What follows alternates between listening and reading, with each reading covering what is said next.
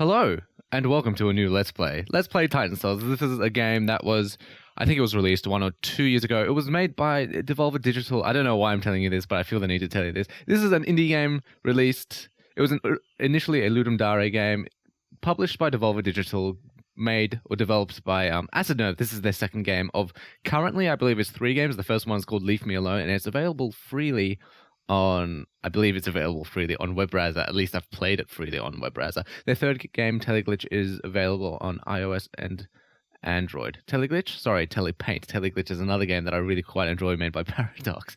In any case, this is a game that I quite enjoy, and I was hoping just to, I don't know, just, it's a game I enjoy, but I think occasionally doesn't get a fair rap because people say it doesn't have a story, which is true. It doesn't really have an overarching story thread through the game, but it does have lore, or like very skeletal lore. As you can see in my first save, I have 10 hours in this game. So I've enjoyed playing this game, and I will hopefully get to share that with you. Also, it's probably worth noting there is a demo of this game available on Steam. I'm not so sure about GOG. This game is available for purchase on both Steam and GOG, or Good Old Games, I mean. So there's a demo. The way this game works, it's a boss rush game where each boss is a puzzle that needs to be solved. So in that sense, there will be, I guess, technically spoilers on how to beat the bosses in this game, which really will ruin the fun for you if you do decide you want to play the game. So unless you completely don't care, give the demo a go, because the demo is basically the tutorial area, which I'll be playing in just a sec. And, well, I don't know, maybe you'll enjoy it enough to consider buying it. Anyways, enough stalling.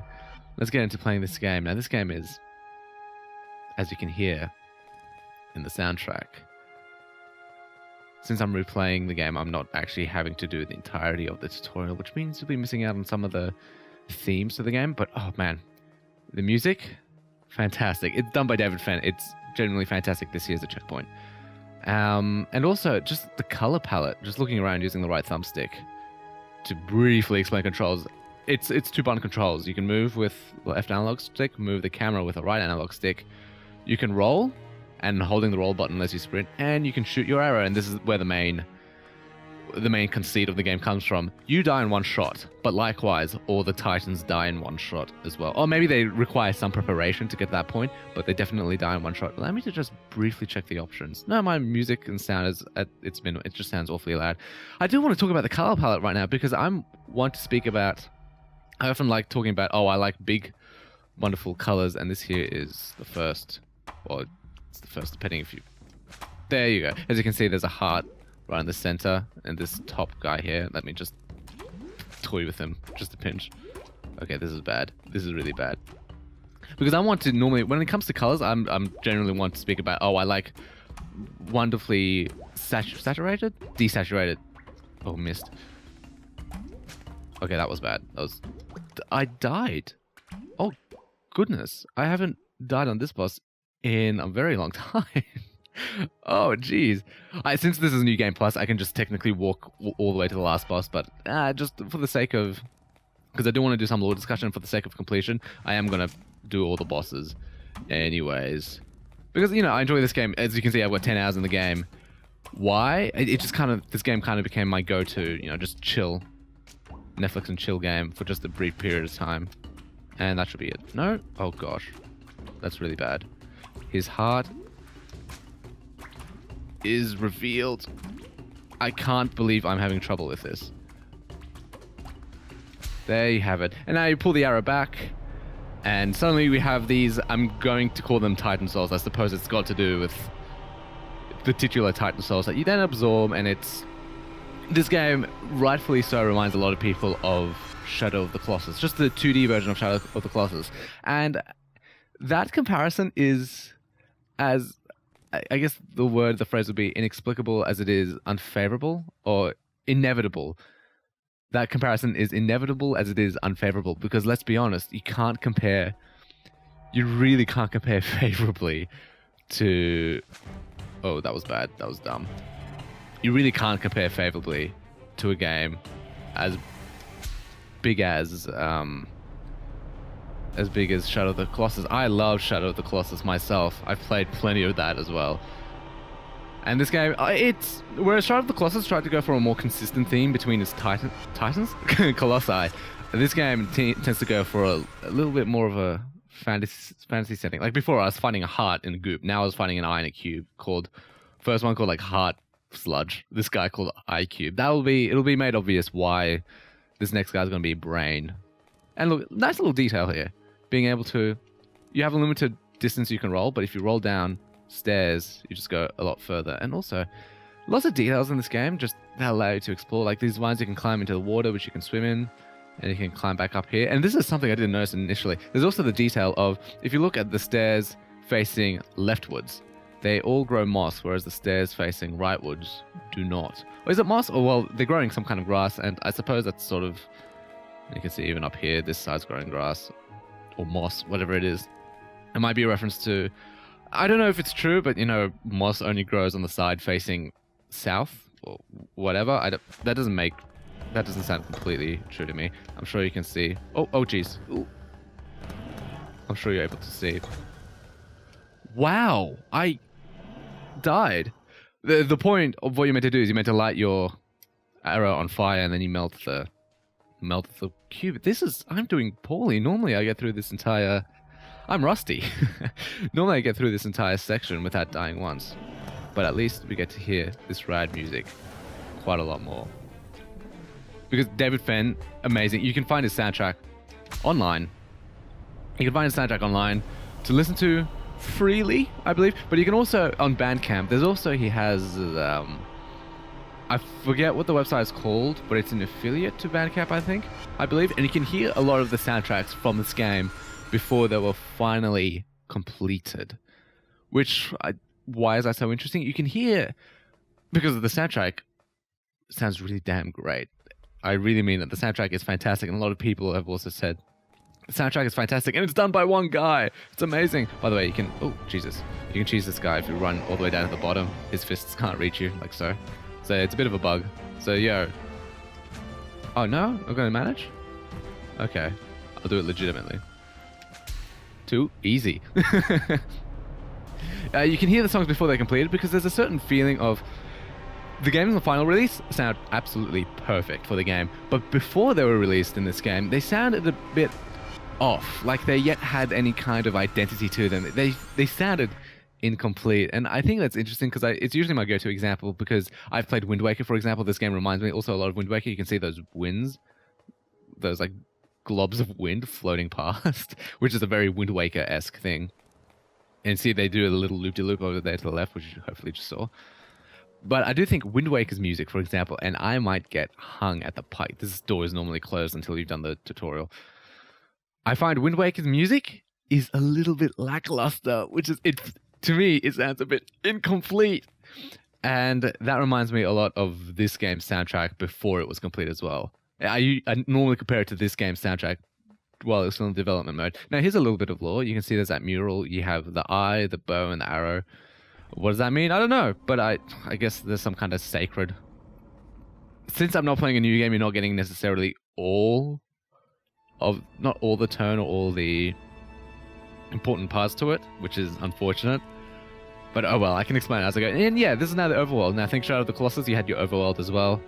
The overworld might seem completely pointless, and sadly, there's very little to be done in the overworld, which is very problematic because unlike Shadow of the Colossus, people who complain about there's nothing to do in the overworld have clearly not tried to do anything on the overworld, because there are things to be done in the overworld. You can, for example, you can climb, which might sound like, oh, big whoop, you can climb. But I mean, there's that sense of discovery of climbing on top of save points, those shrines that save. And it's especially satisfying since if you climb on top of those, the camera pans out to give you a better view of your surroundings. And that just because the camera pans out, it lets you know that the developers had you in mind or had that scenario in mind. So it's like you thought up of something secret, like, oh, hey, look what I can do. And not only that, the developers actually kind of, in a sense, encourage it because they've thought about it also. That sort of deal. And it just feels good. There's that sort of negative possibility space that comes in game design. Click.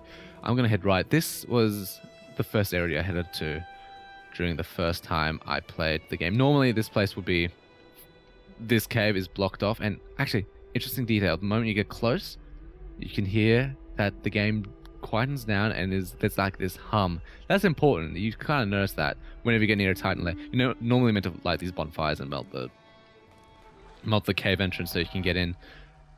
But this guy's the first one. This game, it's okay. What's it gonna do? Okay. See, oh, almost. I'm noticing the game. I need to listen to the audio cue. The game, oh, this was bad. The game splits between, okay, and the music is fantastic. It has a lot of 2D boss fights, as well as 3D. Like, this guy's 3D, but you don't necessarily notice that it's 3D right away. But it's definitely 3D, and there's a couple of bosses like that look 3D, but they don't stand out because of it. Because it's something I noticed in animation, for example, in 2D animation, when suddenly you have 2D animation and then suddenly you have CGI inside that 2D animation, it really stands out quite a lot. And there are ways of avoiding it, I suppose. It takes a lot of time, effort, and skill. There is a game based on Guilty Gear Xrd and the upcoming Dragon Ball Z game, fighting game. They're made by these guys who did... it's anime. It's like cel-shaded 2D, but it's all 3D models, and it looks fantastic. And also, this music sounds fantastic. There's also, I believe there's lore around here. There is a bug I found in this game. If you are... No, I'll do it later. But it's got to do with this particular fight. Oh, it uses this fight to create a bug. Hello, Yeti. Okay, now you run. Now you run. 1, 2... Okay. Oh god, you're kidding me. Oh, this is gonna hurt. This is gonna hurt. This is gonna hurt. Roll, and then the process is gonna repeat all over again. 1. Okay. 2. You're kidding me. You're kidding me. Oh wow, this guy bothers me. There's a lot to be said. Wow. Okay, I'm sorry. That commentary completely went out. That commentary went completely out the window. He's bothersome because I feel like his death point is his backside, in case you were wondering. His backside, it looks really elevated compared to the ground, and makes it really hard to sort of aim for because of it, but you just sort of aim for his feet, and I accidentally rolled towards it. That was scary. I can't believe that happened. Also, okay, this might sound a little bit masochistic, or no, sadistic. The blood splatter after you die, that actually goes a long way in... Because it's just sort of alarming where you get hit once and then suddenly blood splats out. And without the blood, I would argue the game would feel considerably less dangerous, I would say. I like this music. It's great. I like all the music. I actually sent fan mail to David Fenn way back when. Oh, Jesus. Why is this boss troubling me? Oh, there's always going to be the one boss which troubles you. I've played 10 hours of this game. I've beaten him so many times. You can actually see... Okay, I'll actually show off the bug where if you... No, I'm not going to show off the bug, but if you shoot your arrow into these... You can pull them out afterwards. But, oh gosh. If you shoot your arrow into one of these snow piles and then you walk to fight the boss, the arrow spawns on your back and it's all glitched out and you can't actually use it. So bad luck. That's a bug. That's a bug. There's a couple of visual bugs as well, which is unfortunate for such a small game. This was originally a Ludum Dare game. I'm not sure if I said that initially, but it was Ludum Dare turned full release. $15. $15 thereabouts. There you have it. You see, his buttocks looks just a little too high off the ground to be able to aim at easily, sort of deal. And look, and he falls over. Looks like a baboon. That's Yeti. Yeti is real. Yeti has always been real. No, it's something I was talking about initially. Also, you can notice if I look into the dark... No, just wait a moment. But you can see the banding around my character when it's dark.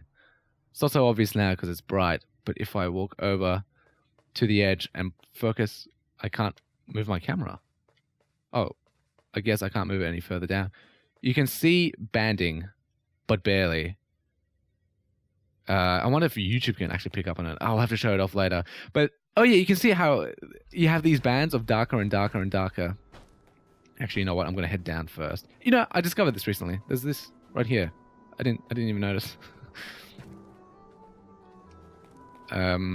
this banding is not necessarily good. Artists don't like it. One way to get around it is to use dithering, it's called. Oh gosh, I forgot about this part. It's to use dithering, which is a way of just, you place... Oh god, this is bad, this is bad. I haven't lasted this long against him before. Normally I've killed him by this point. This is like the longest I've technically he's survived. I died. Wow, that's the first time I've ever died at this boss. That's what I get for being all high and mighty and all arrogant about it. Jesus, I deserve that. I really deserve that. So one way to get rid of this banding is to use dithering, which is a way of just randomly placing pixels, and it makes it look a lot smoother. I can't believe I'm failing this. This is embarrassing. Yikes, but I do like this music. This is one of the soundtracks that is available on David Fenn's, not Bandcamp, the other website, which is incomplete, and it doesn't sound nearly as great as it does now. So you guys get to enjoy it. Let me do this properly, because this is frustrating. Come on now. Oh dear, this is... I apologize. I was talking about dithering. Though, like, the way you dither, it has to be very specific. I learned this trick from the guys who did Inside. Same developers who made Limbo. They were talking about using not just random white noise, you use random blue noise to achieve nicer dithering, which is... Okay, these are a little bit more technical. It's interesting though, discussing the technical side of gaming, because especially on like artists and animation side of it, with any creative process, there's the creative side to it, there's the artistic side to it, but there's also the technical process to it as well. And I'm personally speaking, I'm fascinated. Oh no, hold up, let me go back up. I'm personally very fascinated in all matters relating to the technical aspects of creation. But that's just me. That's what I'm into. Anyway, that's this area finished. You do need to fight all the titans in order to unlock the next area, because you have this large overworld, but then you also have like another area beyond, which has, you know, the final boss. Dun dun dun. Spoilers. Anyways, here's a little bit of lore. You have a mural. Again, there's that eye motif. This game is very strong in its eye motif. It reminds me a lot of Full Metal Alchemist Brotherhood, and you have the little child down the bottom. This looks like the union between Mountain and Sky, which is the boss Stratus that I was just fighting. His name was Stratus, union of, or the child of the sky and the earth, or the mountains. And I suppose that's perhaps an element of... That's like an origin story, perhaps. Maybe. I couldn't say for sure. Where can I go? No. There's definitely lore in this game, but it's very bare bones. It's very skeletal, if we're going by this bones analogy. It's skeletal. There exists lore in this game, which I can show off and I can talk about, but it barely falls short, is what I want to say. It has enough for it to be recognizable and for people to actually discuss it, but there's not enough of it there to make a complete holistic world. And now I'm going down the mountain into the underbelly, into the depths, and we're approaching the 20-minute mark, so I suppose there's a nice area to leave it off. Let me just walk out into this area to give you a nice look and listen to the music. I find this area's music to be my least favorite. That's a matter of taste, not a matter of quality. I just dislike this music the most. So anyways, stay tuned. I still didn't talk about desaturation and saturated colors because I did want to talk about the art of this game and like the animation and the movement. Stay tuned. There's going to be more Titan Souls coming up. I mean, first things first, thanks so much for watching. I do appreciate your viewership. Stay tuned. More Titan Souls upcoming. But until then, have a great day.